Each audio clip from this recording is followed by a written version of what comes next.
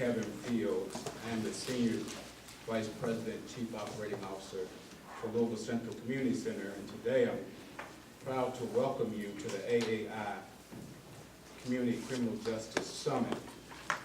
In September 2010, Senator Gerald Neal called several individuals to a meeting to discuss agenda items that needed to be addressed in the interest of the Louisville African American community, and the need to research, evaluate, develop, and reform policies that impacted the African American community. It was recognized that policy is the driver that effectuates change or status quo, for good or for bad. Therefore, the African American Community Agenda Initiative, known as AAI, was born. AAI has grown over 200 community leaders and operatives from all walks of life, which bring considerable skills, experience, and commitment to this effort. The AAI is a data-driven policy initiative that identifies, presents, explores, and then offers policy positions that benefit the African American community and, by extension, the entire community. To achieve this objective, the AAI has developed the Community African American Summit as a vehicle to serve as a forum for expressing and addressing community needs. Our first summit dealt with education. This summit, as you know, will focus on the criminal justice system. Other summits are being planned, and we hope you will join our contact list that you may have the opportunity to be involved as we go forward. Reports will result on an ongoing basis in an effort to better our community. So on behalf of the African American Community Agenda Initiative, I welcome you. I want to, from there, give you just a little bit of information about what this day will consist of. And I certainly, in doing that, want to thank each and every one of you for being here. We have a series of presentations to make this morning as a part of a plenary session. As you would have registered, you would have received that outline as a part of the registration. Just to highlight what we're going to cover, we have in these areas presentations that will cover law enforcement, prosecution, and community. We will discuss imprisonment, re-entry, discussing who's in the system, where are they coming from. We have an awesome presentation, I believe, on school to prison pipeline that I'm sure many of us, and especially educators, are interested in hearing more about. Our key lunch speaker is Chief Justice John D. Minton from the Kentucky Supreme Court, who will address our theme, the question, what is justice? And then we will discuss questions that remain. You see the details of that itinerary in your packet. Each one of those sessions will provide content, information, analysis, data, anecdotal and empirical. During the sessions, we will not have question and answers. We've got a jam-packed day of information. However, during the afternoon, from 2:30 on, the balance of our day is committed to community dialogue. We are examining 4 key areas, and you would have seen those areas listed in the promotional material.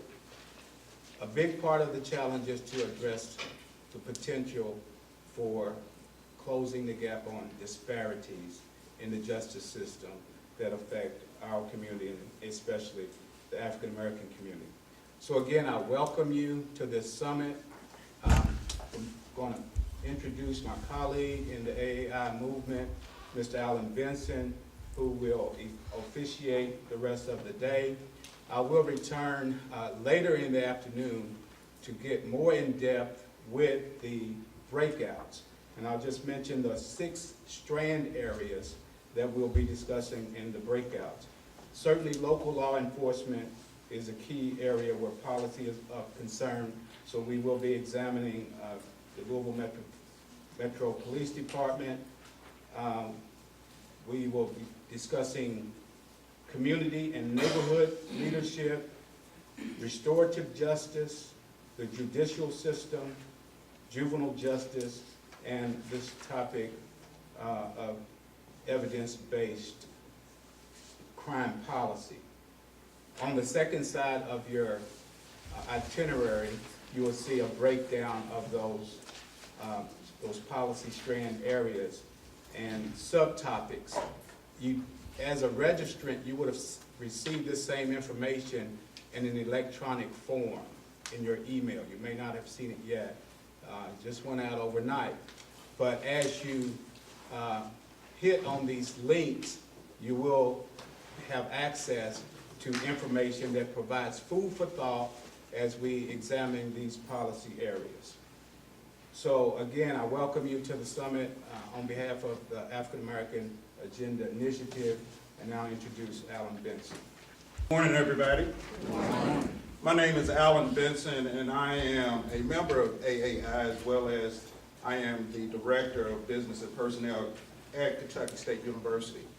Our first segment of this summit, we will focus on law enforcement, prosecution, and community. The person that will be moderating this is Professor Cedric Powell. He is a professor of law at the University of Louisville. He has been in this great city for 18 years. So with this, I will turn this session over to Professor Powell. Thank you. Good morning. It's an honor to be here, and I look forward to a fruitful day of discussion and addressing the challenges that face the criminal justice system and the African American community. What we'll do, I'm going to moderate two panels. This is the first panel, Law Enforcement, Prosecution, and Community. I'll introduce our speaker, Deputy Chief of Police Vince Robeson, and then at the end of his remarks, which will take about 15 to 20 minutes, I'll introduce each of the panelists for this discussion on law enforcement, prosecution, and community. So without further ado, let me introduce our distinguished guest, Deputy Chief of Police Vince Robeson. Deputy Chief Vince Robeson serves as the Louisville Metropolitan Police Department's Chief of Staff and commands the Administrative Bureau, Support Bureau, Special Investigations Division, and the Media and Public Relations Office. He has served Louisville Metro Police since 1988. He has also commanded 2 patrol divisions and units such as the Homicide Unit, Robbery Unit, and Sex Crimes Unit. Deputy Chief of Police Robeson earned his Bachelor of Science and Master of Science degrees from the University of Louisville. He is a graduate of the Southern Police Institute, the FBI National Academy, and the Police Executive Research Forum Senior Management Institute for Police. Please join me in recognizing and acknowledging this distinguished speaker, Deputy Chief. Can you hear me well? Yes. Thank you.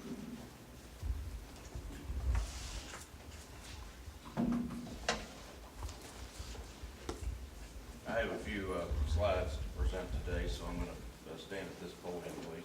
What my goal is to speak 5 minutes on LMPD's organization, about 5 minutes on crime, and then 5 minutes on some of our responses, some of our challenges that we face. Thank you for having me today. Thank you, Senator Neal, for considering us and bringing LMPD into this discussion. Let's talk about LMPD's organization. We have about 1,600 people who work with us. And I say people because each one of us has our own upbringing, each one of us has our own experiences. We have an organization of a lot of individuals who bring a lot of different things to the table. Of that, we have 1,287 authorized sworn officers. It's the biggest police department in the state of Kentucky. And we're very decentralized under a focus of community policing. And about 75% of those officers are assigned to the patrol divisions. So all the geographic dispersal of the divisions, most of your police are in those areas responding to calls for service and other work. We have about 300 civilian employees that includes mainly our school guards, We have those, and then we have a lot of administrative support personnel. It takes a lot of people to keep the machine running as well. Our employees are expected to operate within our expectations. We have a mission statement, which I will discuss. We have a philosophy of community policing. We have nearly 600 pages of administrative policies, and then the officers are required to know state law, constitutional law, search and seizure, and those things. So we give them a lot of guidelines within which to operate. When Chief White came to Louisville in 2003, and Chief Conrad has continued on with this, he gave us 4 points that we needed to concentrate on to be a good police department. And to me, you know, I'd heard a lot of things about policing over the years, but he really simplified it and boiled it down into 4 things that I believe are unchallengeable and really make us a better police department and have made us a better police department. The 4 points are that you need to concentrate on crime. Is that better? Actually, I need to use that. Can you hear me better now? Okay, as I talked about, Chief White brought us 4 points that we concentrate on. One is crime control, because that is the main thing that the police need to focus on. That's what you pay us for, is to control crime in your neighborhood. The second is crime prevention, because the best way to control crime is to prevent it from ever happening. And that is where we really need community involvement, which brings me to the third point, is community involvement. We try to get that at every aspect of our police department, especially in the patrol divisions where the bulk of the work is. And the fourth point, which I believe is totally unarguable, is that you need to treat everybody with respect. And that means that you're talking to the CEO of the corporation, that you treat them the same as you would treat the homeless person that's standing on the corner. Everybody deserves that respect, no matter what the situation is. We try to operate under those 4 points. Our patrol divisions, we have 8 divisions geographically dispersed. There used to be 10 at merger. We did a study.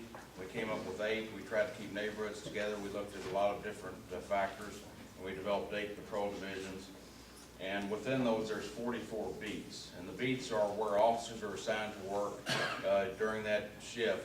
A lot of times we try to keep the officers on the same beats. They get to know the people on the beat, and they get to know the problems and try to address the problems.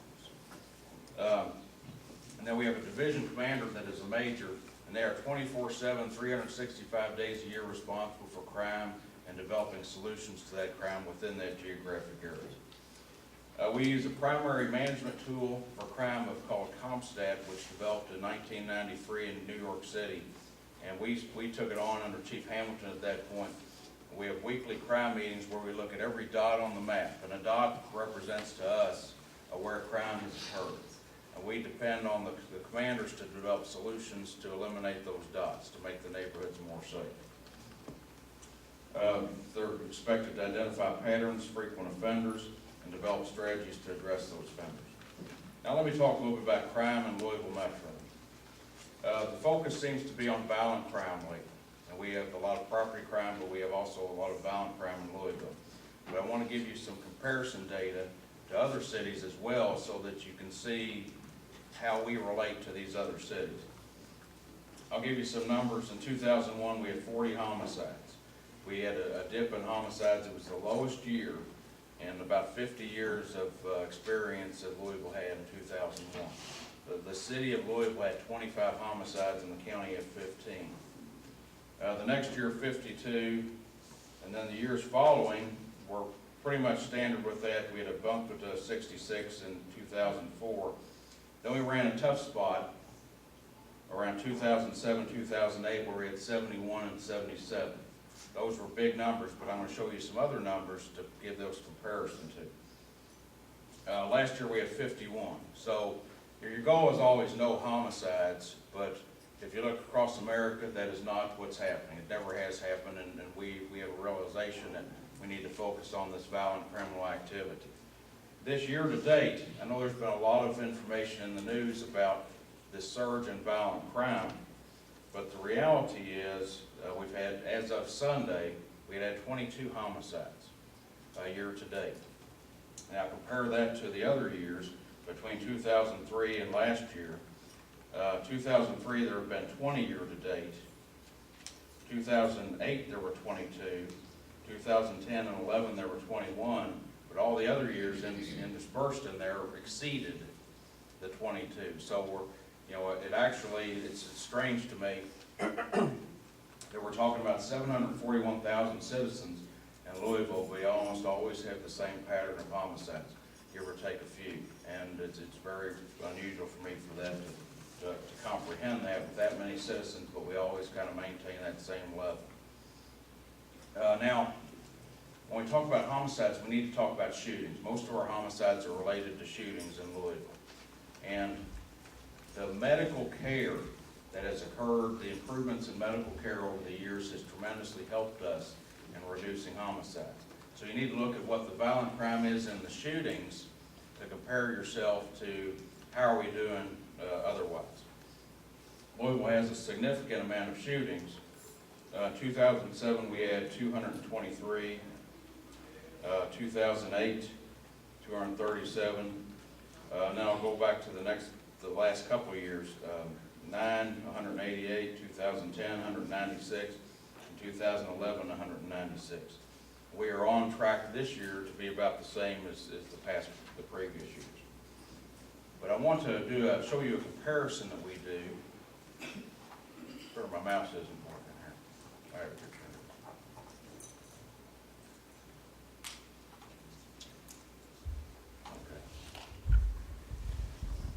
The FBI produces statistics for crime. Can everyone see that? I know it's probably small print for this chart, but it gets better. The city, the UCR is Uniform Crime Report, and the city gives information to that under strict FBI guidelines. Every city in America does that, and this is our best tool to compare ourselves to others. And we look at different cities: Atlanta, Charlotte, Cincinnati, Cleveland, Detroit, ourselves, Memphis, Milwaukee, Nashville, and St. Louis. We're exploring looking at some other cities because we belong to what is called the Major City Chiefs Association, and they represent chiefs in cities of 500,000 or more. We're going to try to compare ourselves to those other 49 cities and see where we are. If you look on this, it shows a population of 637,000. We're using 2010 data. That's the last year